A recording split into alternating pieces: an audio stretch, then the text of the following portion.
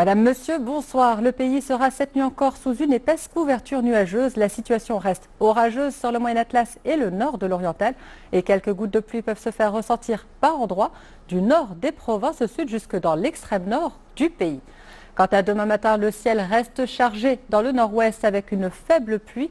Les côtes nord et centre recevront une fine bruine. Les côtes sud ne seront pas en reste puisqu'on y retrouvera régulièrement des formations brumeuses. L'après-midi, le ciel se dégage sur la quasi-totalité des régions avec très peu de nuages, hormis, vous le voyez, sur le Moyen Atlas où des activités orageuses se maintiennent, alors que le vent se lèvera sur les plaines nord, mais aussi aux alentours des provinces sud.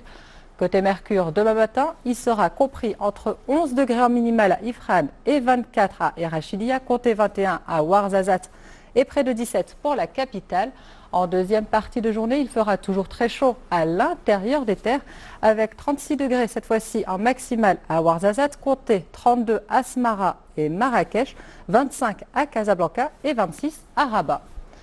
Pour ce week-end, le temps se stabilisera. Samedi, de la bruine peut se faire ressentir près des côtes centres dans la matinée. Averses orageuses locales à prévoir sur le Moyen Atlas, l'est du Rif et les hauts plateaux orientaux. Ciel dégagé ailleurs avec des températures qui pourraient monter dans le sud-est du pays. Pas de gros changements pour dimanche. Les pluies pourraient s'étendre et atteindre la rive méditerranéenne. Le sud-est et les provinces sahariennes seront très largement ensoleillées.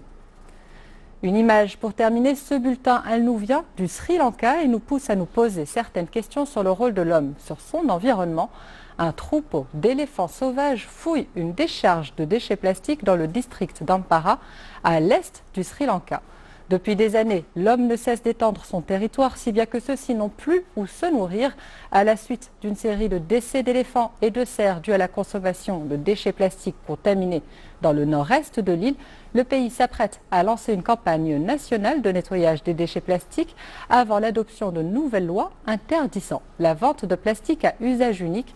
Une bonne nouvelle, certes, pour l'environnement, mais qui ne change pas grand-chose pour ce pachyderme ayant perdu son territoire et ses repères. Voilà tout pour ce soir. Merci d'avoir été des nôtres. À demain pour un nouveau point.